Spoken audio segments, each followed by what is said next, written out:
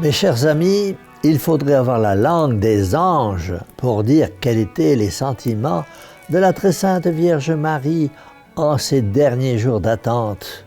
Elle aimait par avance ce petit être si désiré comme toute mère attend son premier-né.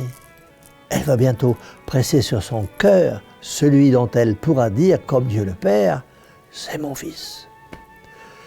Nous aussi, mes chers amis, préparons-nous à accueillir l'enfant Dieu, qui, la nuit de Noël, nous apportera sa paix et sa joie. Car celui qui vient, c'est le Christ, c'est notre Rédempteur. C'est lui qui nous sauve, c'est lui qui nous promet la vie éternelle et bienheureuse.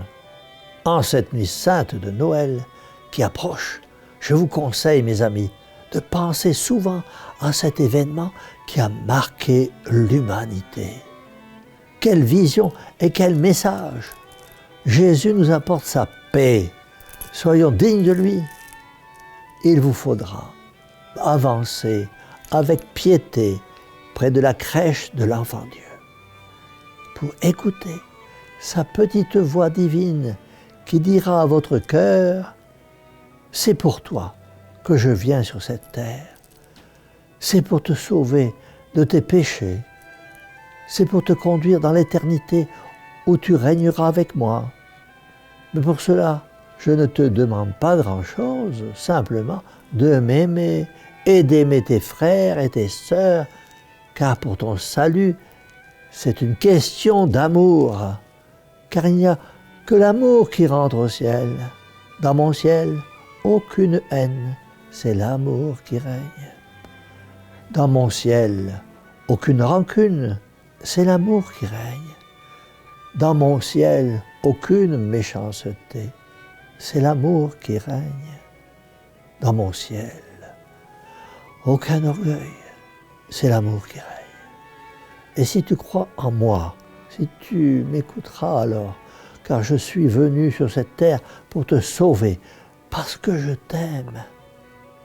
Oui, mes chers amis, si vous savez écouter la petite voix de l'enfant Dieu, ce sera merveilleux.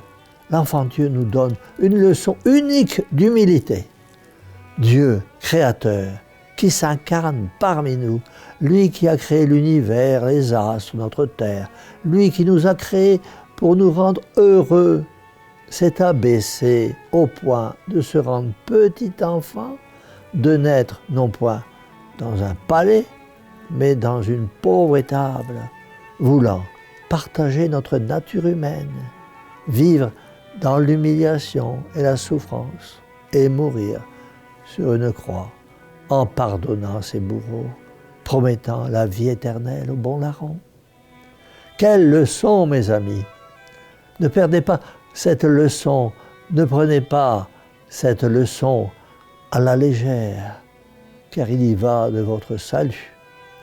C'est pourquoi demandons à Marie, Mère de Jésus, de nous faire comprendre combien Jésus vous aime, et tout particulièrement en cette nuit sainte et salutaire qui approche. Cette nuit sainte qui a apporté à tant de saints des grâces si particulières.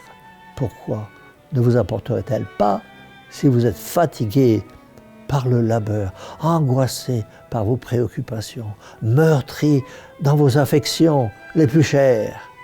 La paix tant désirée, la paix qui manque à tant de cœurs, la paix qui vient du cœur de Dieu, de ce Dieu qui est encore dans le sein de Marie et qui va venir comme prince de la paix en la nuit sainte de Noël. Implorons donc Marie, Mère de Jésus, Mère de Dieu, et redisons-lui, Mère au cœur douloureux et immaculé, sauvez-nous. Et que la bénédiction du Dieu Tout-Puissant, Père, Fils et Saint-Esprit, descende sur vous tous et demeure à jamais. Ainsi soit-il.